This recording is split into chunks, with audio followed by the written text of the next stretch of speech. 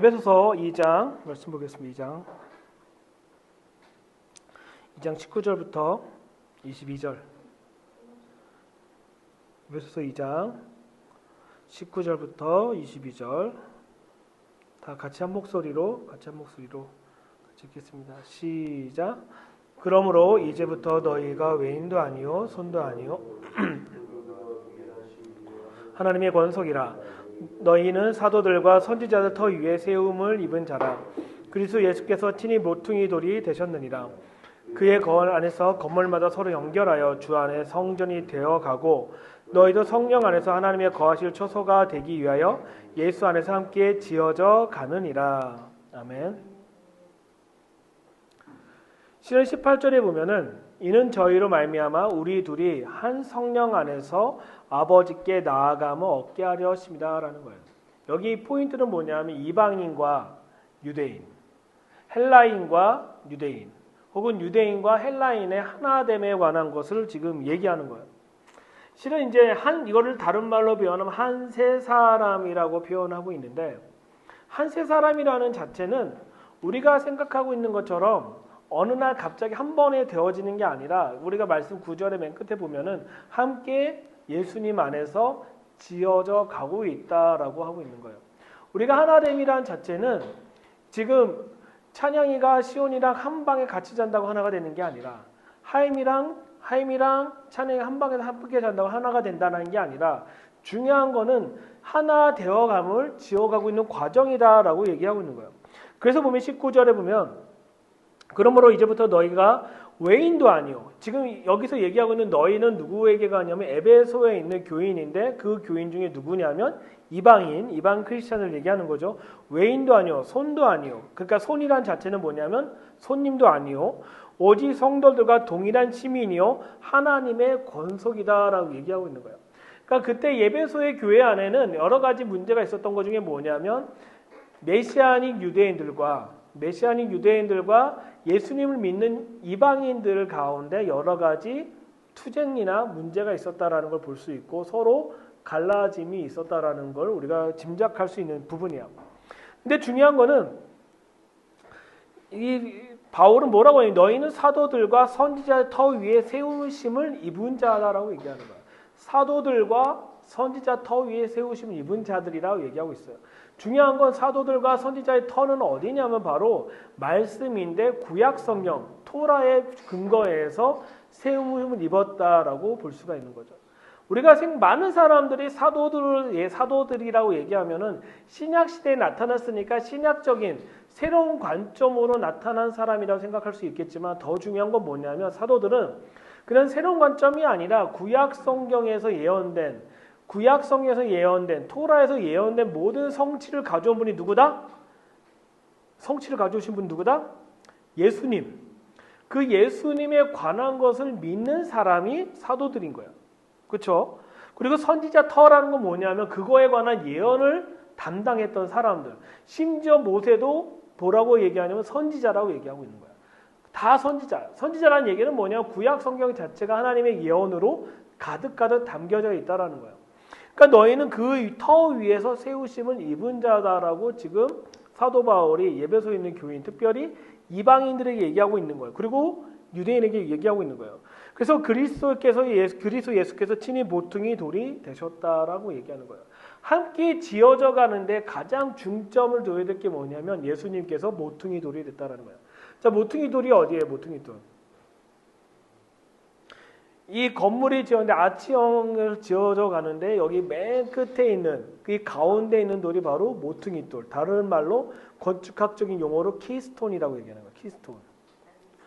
그래서 이 돌이 지어져 가는데 제일 중요한 건 양쪽에서 돌이 하나하나 아치형으로 지어져 가는데, 이 아치형에서 지어져 가는데 이 나머지 돌들은 어느 정도 규격을 맞출 수 있지만, 중요한 건 이 마지막 키스톤은 규격을 맞출 수 없기 때문에 시편에 보면 건축자들이 버린 돌이 되었지만 그 돌을 다시 키스톤을 사용할 때, 모퉁이 돌을 사용할 때 쓰는 것을 얘기하는 거예요.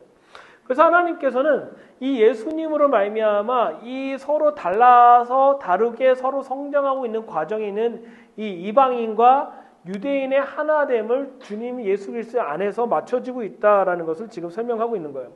더 나가서 보면은 그의 안에서 건물마다 서로 연결하여 주 안에서 뭐가 된다? 성전이 된다라는 거예요.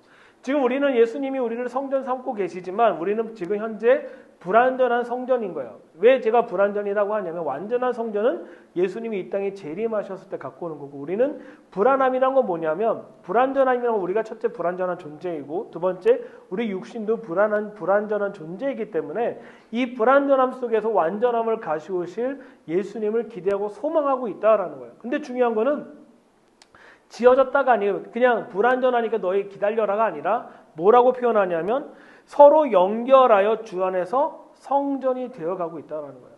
지금 우리 감시 패밀리가 하나가 될 수 있는 유일한 방법은 뭐라고 생각해요? 고기 먹을 때.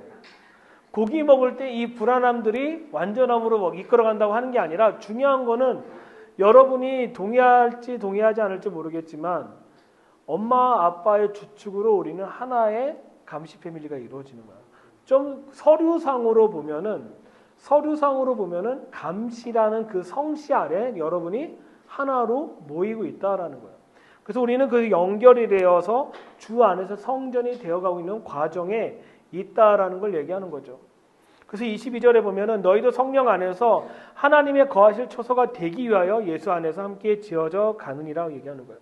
그래서 여러분들도 성령 안에서 하나님의 거하실 처소가 되기 위하여 예수 안에서 함께 지어져 간다 얘기하고 있는 거예요. 우리가 성령 충만을 받는다라는 건 너무 중요한 거예요. 우리 안에 성령님이 우리 안에 내주하시고 그 성령이 내주하신 성령님께서 그의 말씀을 계속적으로 우리를 통해서 기억나게 하시고 우리를 그 말씀을 살아내게 해준다라는 자체가 얼마나 중요한지를 여러분이 아셔야 되는 거예요. 여러분 성령의 체험이란 자체가 되게 중요한 거라고 생각해요. 나는. 중요한데 이 체험을 나는 언제쯤 했었냐면 고등학교 1학년 때 방언을 받을 때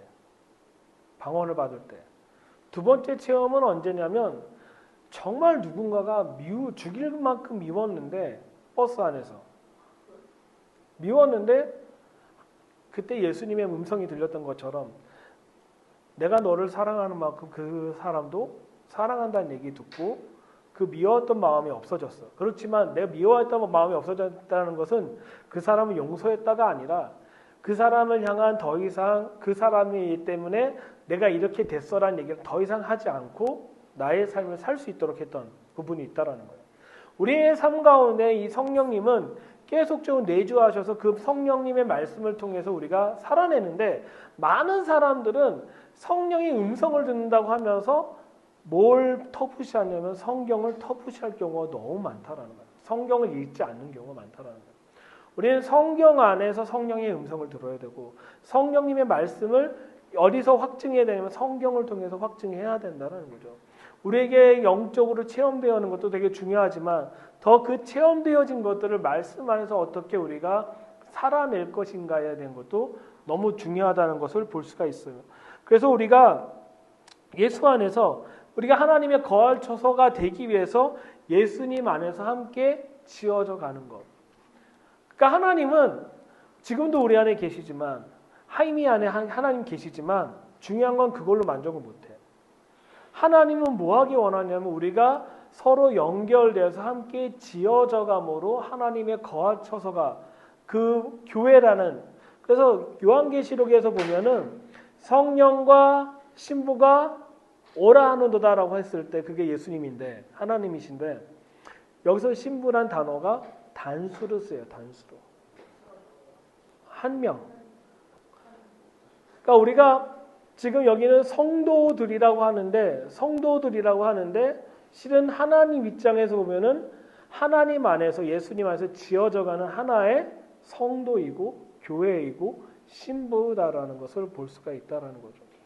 그래서 이방인과 유대인, 헬라인과 유대인, 이스라엘이 하나됨이란 자체는 함께 지어져 가야 될 과정이고 우리가 서로 그 성령 안에서 지어져 가는 과정에 너무너무 중요한 역할을 하고 있다. 그래서 우리가 성령님 안에서의 충만함으로 하루하루 살아내고 그 말씀의 충만함이 우리 전삶 가운데 계속적으로 이끌어갔을 때 한 세 사람으로서 우리가 성전으로서 하나님의 거할 처소로서 지어져 갈 수 있다라는 것을 우리가 깨달을 수 있고 알 수 있다라는 걸 여러분이 아셨으면 좋겠습니다.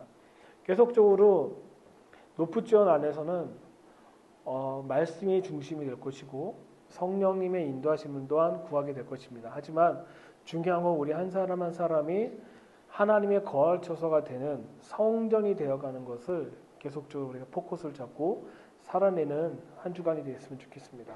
기도하고 마치도록 하겠습니다. 하나님 감사합니다. 이 시간 당신의 말씀을 살아낼 수 있도록 우리를 인도하시고 이끄십시오. 하나님의 거할 처소로 예수님 안에서 함께 연결이 되고 지어질 수 있도록 우리를 인도하시고 이끌어 주십시오. 주님 갈망하고 소망합니다. 이끌어 주시기 원합니다. 주님 감사하며 예수 그리스도의 이름으로 기도드립니다. 아멘.